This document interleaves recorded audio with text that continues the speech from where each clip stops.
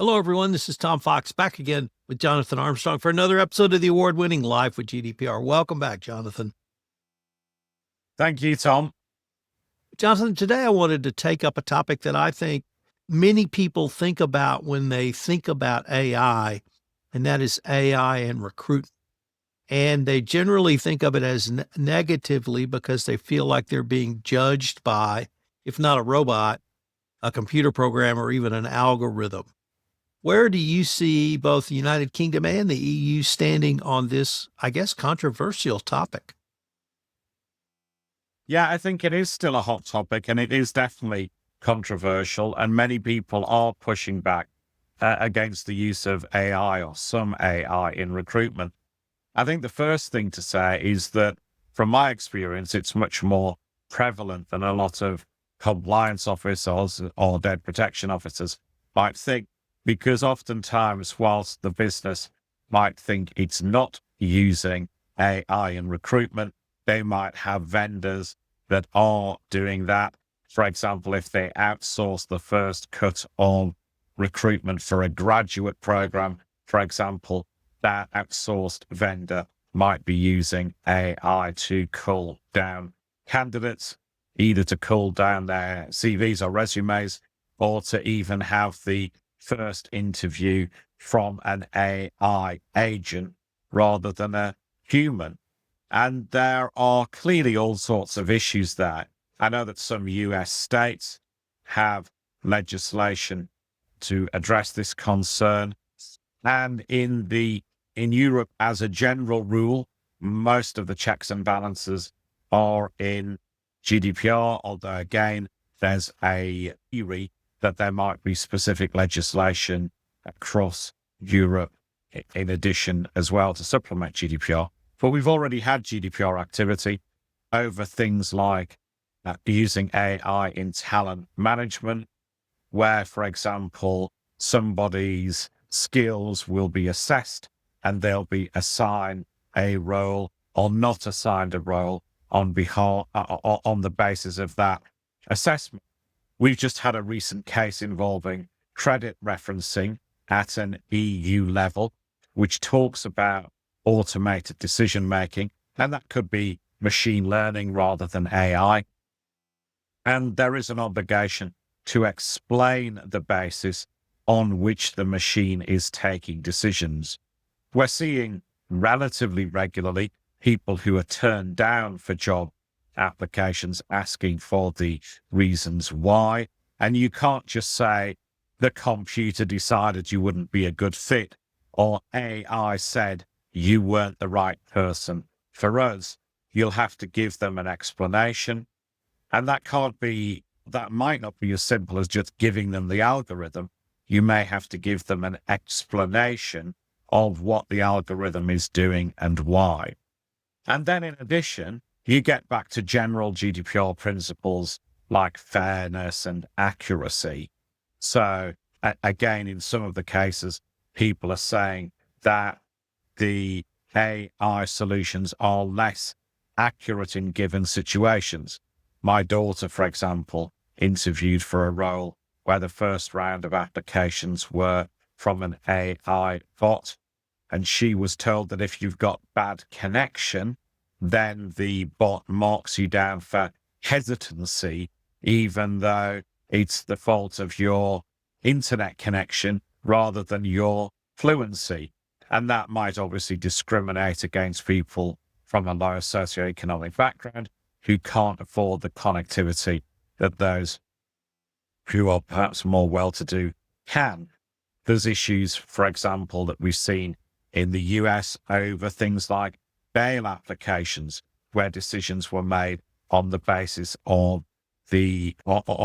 of facial colorings, which indicated the ethnic origin that somebody might be from, and made decisions as a result. So we've had quite a lot of issues already where discrimination and lack of fairness and lack of transparency have been issues. So I think it's incumbent on any organization that's using some form of AI in its recruitment processes to find out exactly what's being done, who's providing it, the basis of decisions, et cetera, et cetera.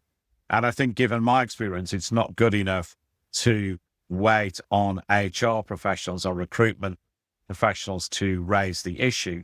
I think sometimes the DPO and the compliance team have to be a bit proactive and ask the question of those making hiring decisions if they are using AI or if any of their vendors are using AI on the company's behalf. Jonathan, many companies, frankly, don't understand how the algorithm works or how the bot works. You can certainly set parameters, and if you don't change those parameters, that could be one way to understand the decision by AI or a bot. But if it's a machine learning tool, you frankly may not know what goes in there. Has there been any either enforcement or judicial concern about this type of lack of transparency where the company really is not able to articulate the reasons why or why not? Yeah, we do seem to have some regulatory enforcement activity in Spain, for example, that said that the organization benefiting must find out what the harms are and how decisions are being made. We've been told by the UK regulator that recruitment is one of his areas of activity currently. So I think we'll have quite an additional number of cases in the coming months.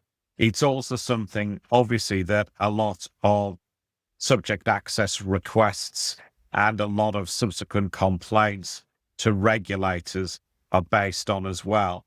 Generally speaking, if a candidate doesn't get a job, it's relatively rare that they think they just weren't the best candidate, particularly if some form of automated decision making is involved. They think the system must be biased against them or the system must be unfair. And they'll often make a subject access request and then follow that up with a regulator if they're still aggrieved. So I think there's litigation risk as well as regulatory risk here as well. So do you see this as greater prevalence, lesser prevalence? I have to believe there's going to be more simply because of the ubiquitousness of AI and the speed and power of the tool.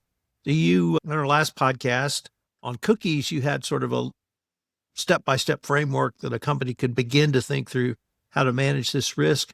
Have you developed a similar framework, or is that something that's sort of in development? Yeah, I think in development, but we could probably try and do it now. And I think the first thing to say is that not all recruiters are equal. Some are better than others. And I know that some recruiters have thought very carefully about the risks of using AI in their practice. So there are people out there using AI in recruitment, and they're doing that responsibly. So the first thing I think is to choose your provider carefully. And as a general rule, startup providers and those who say you can't look in the black box are people to avoid. Secondly, I think you're going to need to do due diligence on that provider.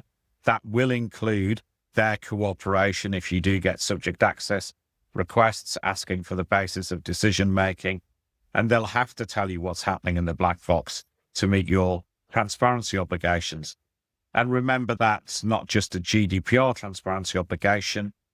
Some selection processes have been banned under the EU AI Act from February, and there are more provisions of the EU AI Act coming on stream. I think, thirdly, you'll want to make sure that you have a proper contract in place with any provider. They've got to have enough skin in the game to cope with that litigation risk and to cope with the regulatory risk if you get it wrong. Fifthly, I think when you're implementing the tool, you're going to have to look at your transparency obligations, be clear, open, and honest with job applicants about how their data's going to be used. I think then you have to put in place a mechanism to deal with their data subject requests if they do complain. And then I think you need some sort of a check and balance behind that, maybe some sort of a review process or a quasi audit process to check that the tool is reaching decisions on the basis of the right principles, and it's not just reinforcing prejudices of hiring managers or tech bros who have designed the software to start off with. So, quick 7-point plan there for you, Tom. Just don't ask me to repeat it. That's why God created transcripts, in case you weren't aware of it. This seems would be an area ripe for a deep dive, maybe even a multi-year study to see this impact of AI in recruiting. I have to assume we're at the front end of that time frame. So let me just ask, are you aware of any sort of comprehensive looks at major corporations or recruiters on this question, or is this something that we'll just have to wait and hopefully get that sort of information down the road a little bit? Yeah, I'm not aware of any comprehensive studies, but perhaps this is where we throw it out to the Life with GDPR hive mind. If anyone else is aware, then why don't they email one of us or drop us a note on LinkedIn or something, and then we can include that in future podcasts, because it might be a topic that we'll return to. And we're definitely very pleased to shout out any of our listeners who are involved in that space. I might even go so far as to say the Life with GDPR regulars as an homage to Sherlock Holmes. Yeah. So, Jonathan, it strikes me on maybe two different areas. One, could you remind our listeners, is there any sort of private cause of action for this type of issue? But number two, I really like the way that you talked about both companies, hiring companies, and recruiters have to work together. Are you seeing that sort of dialogue, or in any of the conferences you've been to, or maybe any of the papers you've reviewed, where both parties see this as equally their responsibility, or are they trying to push it all off on the recruiter/service provider? Yeah, This, I think, is a topic that we are going to have to revisit. And I would invite, in addition to the Life with GDPR regulars, academicians who may be listening to this podcast or hear of our interest. This would seem to be a very ripe area for study from an academic perspective as well, leading to other areas of inquiry. So I hope we have the opportunity to take a look at this again. yeah, absolutely.